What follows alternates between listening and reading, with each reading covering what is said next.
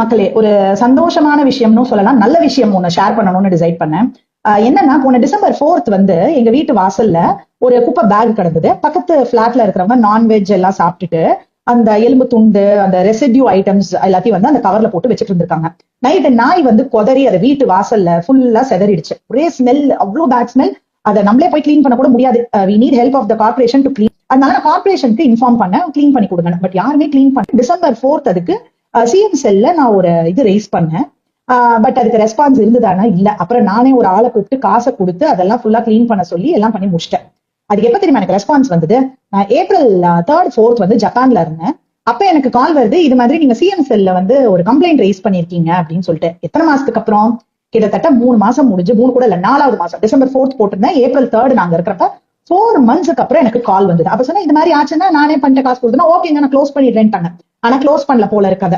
எனக்கு என்ன ஆச்சு, நேற்றுக்கு ஈவினிங் ஒரு 4:30 மணி வாக்குல ஒரு கால் வந்தது எனக்கு. இது மாதிரி நாங்க இதுல இருந்து கார்பரேஷன்ல இருந்து பேசுறோம், இது மாதிரி சிஎம் செல்ல நீங்க டிசம்பர் ஒரு கம்ப்ளைண்ட் கொடுத்திருந்தீங்க குப்பை தொட்டி அகற்ற சொல்லி. நான் அவங்களுக்கு எக்ஸ்பிளைன் பண்ணேன், இது மாதிரி குப்பை தொட்டி எல்லாம் இல்ல, அது இது மாதிரி ஆயிடுச்சு, இது மாதிரி நானே பண்ணிட்டேன், ஆனா நான் ஏப்ரல்லயே அதை க்ளோஸ் பண்ண சொல்லி சொன்னேன். இல்ல மேடம் அது க்ளோஸ் ஆகல அப்படின்னா. சரிங்க சார் நல்லதா போச்சு. அவர் சொன்னாரு நீங்க என்ன ஏதாவது இருந்தாலும் இந்த நம்பர் கால் பண்ணுங்க. அப்ப நல்லதா போச்சு கால் பண்ணீங்க. இன்னொரு விஷயம் என்னன்னா, இந்த ரோட பெருக்கிறேன்னு சொல்லிட்டு சைட்ல பிளாட்ஃபார்ம் மேல ஃபுல்லா அந்த மண்ணை தள்ளி விட்டுறாங்க.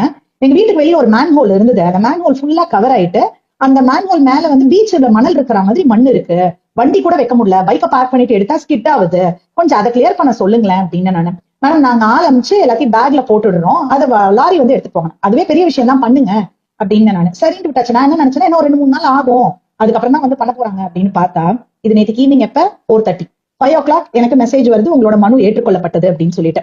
இப்ப காலையில 8:30 மணில இருந்து ஆரம்பிச்சு இப்ப வந்து டைம் அரௌண்ட் ஒரு 1 o'clock இருக்கும். அந்த ரோடு ஃபுல்லா பாத்தீங்கன்னா ஒரு 20ல இருந்து 25 சோஷியல் ஒர்க்கர்ஸ் வந்து ஃபுல்லா அந்த மண்ணை கிளீன் பண்ணிட்டு இருக்காங்க. It's a big surprise. இந்த மாதிரி இந்த ரோட்ல நாங்க பார்த்ததே கிடையாது கிளீனிங் பண்ண வந்து. ஃபுல் ரோட் நான் கம்ப்ளைண்ட் ரைஸ் பண்ணது எங்க வீட்டுக்கு வெளியில. நான் கூடவே சொன்னேன் இந்த ரோடு ஃபுல்லா அங்கங்க அப்படியே தான் இருக்குன்ட்டு. they took it very serious and அந்த ரோடு ஃபுல்லா பண்ணிட்டு இருக்காங்க. இந்த வீடியோல நீங்க பார்க்கலாம். இப்ப ஃபுல்லா கிளீன் பண்ணிட்டு இருக்காங்க. This is a change, 100% this is a change. இதைத்தான் நம்ம எதிர்பார்க்கிறோம். ஒருத்தர் தப்பு பண்ணா அது ரொம்ப ஃபாஸ்டா வைரல் பண்ணி அந்த விஷயத்த உலகத்துக்கெல்லாம் சொல்றேன். நம்ம நல்லது பண்ணா ஏன் சொல்ல மாட்டேங்கிறோம்? இந்த விஷயம் ரொம்ப நல்ல விஷயம், இதை நான் ஷேர் பண்ணணும்னு நினைக்கிறேன். உங்களுக்கும் இது கரெக்ட்னு பட்டுதுன்னா இந்த வீடியோவை நிறைய பேருக்கு ஷேர் பண்ணுங்க அண்ட் சொல்லுங்க இது நல்லா போயிட்டு இருக்குன்ட்டு. இந்த நல்லது கண்டினியூ ஆகணும். another 5 yearsக்கு இது கண்டினியூ ஆச்சுன்னா நம்ம தமிழ்நாடுவே எங்கேயோ போயிடும். சோ மாற்றத்துக்கு நம்மளும் சேர்ந்து ஹெல்ப் பண்ணுவோம்.